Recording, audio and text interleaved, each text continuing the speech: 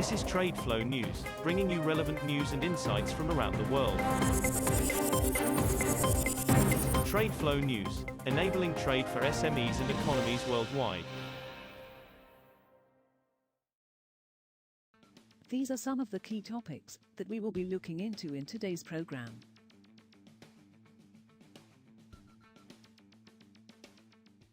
First, let's take a look at the overnight headlines which are impacting the commodity markets.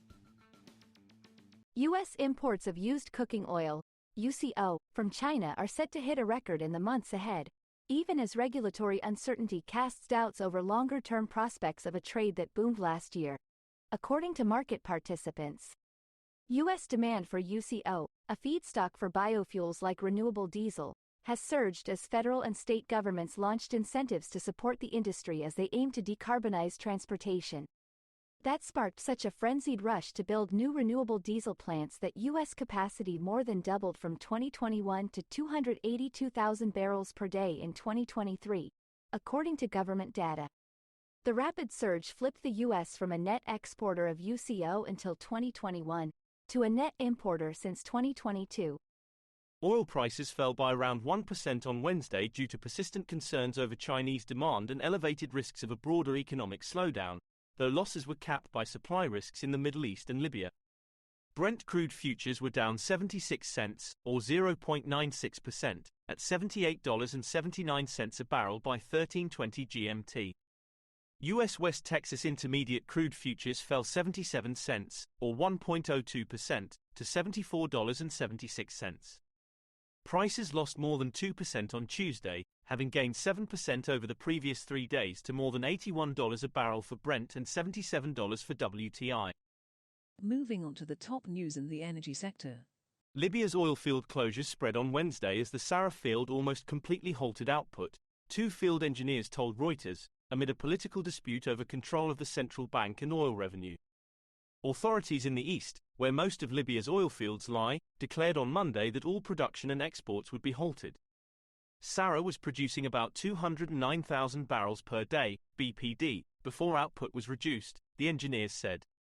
Crude inventories fell by 846,000 barrels to 425.2 million barrels in the week ended August 23.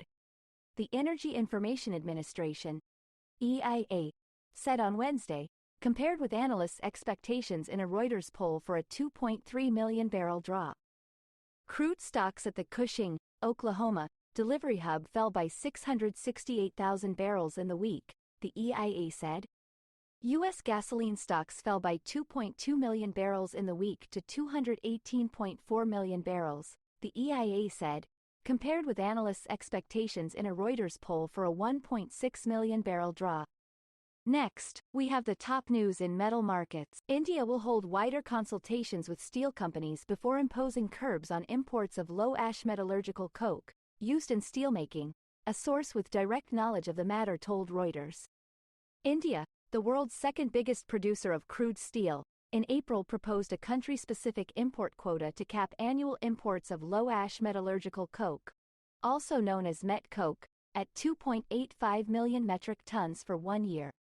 The April proposal from the Directorate General of Trade Remedies aimed to protect the country's local met coke producers from rising imports, which have risen by more than 61% over the last 4 years. A month-long rally in metals paused on Wednesday as concerns over demand from top consumer China and a rebound in the US dollar triggered sell-offs from funds and producers.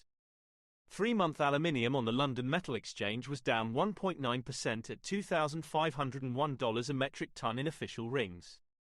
It reached an 8-week high of $2,554 on Tuesday, up 12% since the start of August. Systematic buying from funds paused in the metal space, with producers selling into the rallies, said Alistair Munro at brokerage Morex. We will now look at the top news in the agricultural sector. Euronext will launch 3 spread contracts on grains on October 14, including 2 joint ones with the CME Group, pending regulatory review, company statements said on Wednesday. The 2 joint Euronext CME spread contracts will allow trades on the spread between Euronext's milling wheat futures and both the Chicago Board of Trade and Kansas wheat futures, the company said in separate statements. In addition to the 2 joint contracts, Euronext said it will launch a third spread contract between Euronext milling wheat futures and Euronext maize, corn, futures. That is all for today's news on commodity markets. Stay tuned to TradeFlow News as we continue to provide you with more updates. We also invite you to follow us on Twitter at TradeFlow News, which allows you to watch our program on your mobile device or desktop to receive information from there.